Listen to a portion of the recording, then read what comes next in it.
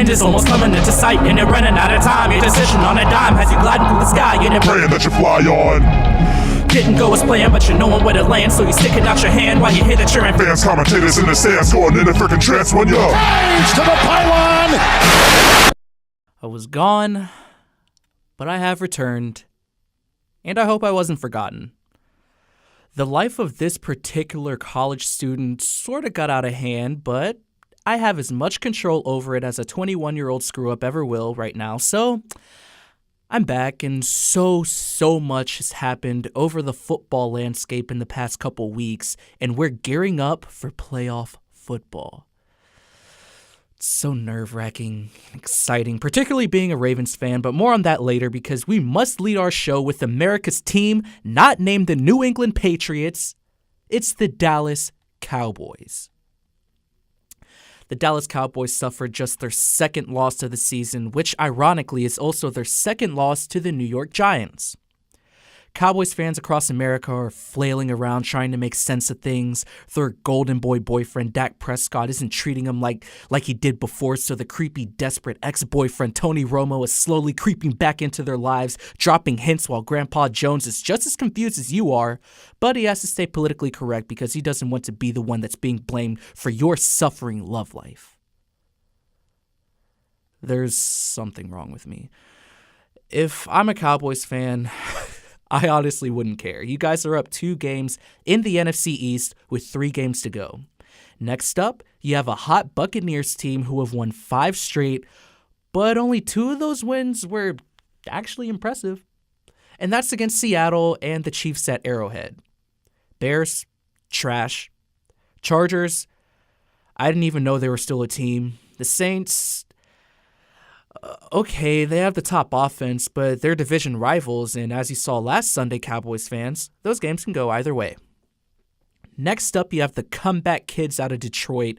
Matthew Stafford is a gunslinging quarterback that's having an MVP-type year, but he just suffered an injury to his throwing hand that should slow him down a bit. We saw how just a pinky injury affected Derek Carr.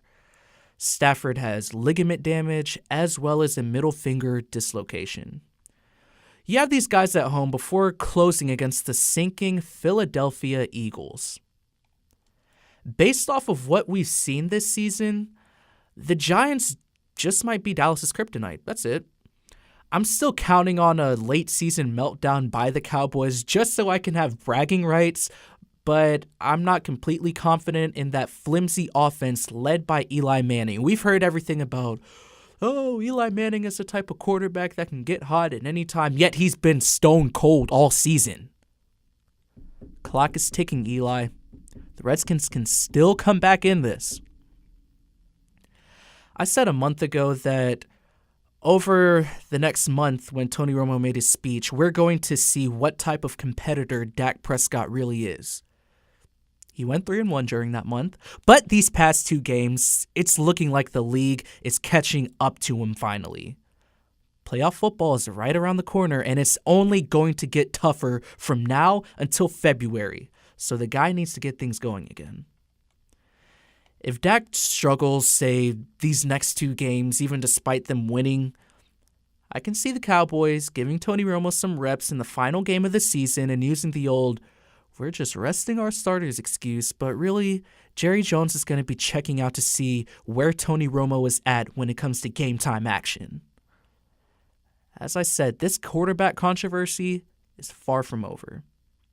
The rumblings are starting to grow stronger, and again, if Dak has that Brady in him, he'll silence those rumblings and get back to how he was before in these next 3 games. Because if he doesn't, in that playoff atmosphere, if he's struggling, Jerry Jones is going to take pride in knowing that he's 100% justified in knowing that he can throw Tony Romo back in there.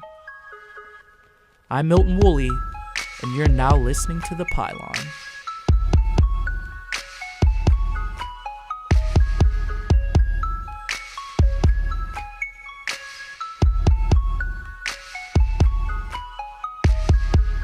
I think it's funny how much the Cowboys have affected the Patriots this season.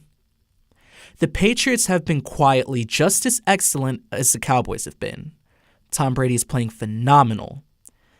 yet we rarely hear about them. And if we do, it's all doom and gloom because they just lost Rob Gronkowski. The media does this because they love to go with the new hot up-and-coming thing, and they'll do away with all reliable. Another example? The Oakland Raiders have been media darlings ever since the offseason. They get a few pretty wins, they're atop the AFC for a few weeks, and then boom, Mr. All-Reliable Andy Reid hands them a sweep of the season and brings them back down to earth. I'm not saying the sky's falling in Oakland, because it certainly isn't, and they can still win the West. But they're not that team in the AFC yet. They're within a fingertips length. But I don't think it's this season. Last week, Dallas and Oakland lose, so who do the media come crawling back to? The New England Patriots, while also showing some love to the Pittsburgh Steelers. And I know I picked the Steelers to win the AFC North, but I'm at the point in the season where, since I'm a Ravens fan, it's screw everybody. We're closing the season 3-0 and taking the AFC North. I wish. Last year, Terrell Suggs was the player we could least afford to lose, and this year, it's Jimmy Smith. When Jimmy Smith misses time this year, Odell goes off for over 200 yards. Des Bryant all of a sudden looks like Dak Prescott's favorite target. And Tom Brady just picks us apart. We have the Eagles' Pop Warner receivers and Carson Wentz coming up, so maybe we can withstand the loss for a week. Maybe. But Sharice Wright is also the worst cornerback in football and will make anyone look like Peyton Manning in his prime, so I'm holding my breath on this one. That's all I have for you guys today. I'm in my last week of the semester, so after this week, I'll come bother you guys more often. This break from school is more overdue than the firing of Jeff Fisher. And the thing is, I don't get a decade-long pass for being mediocre. Nope, I only get a few assignments to be mediocre before I start sitting on the hot seat, which is where I'm at right now. I'm gonna go clear my head at the gym before I buckle in and study for the night. I'm Milton Woolley, and this has been another edition of The Pylon.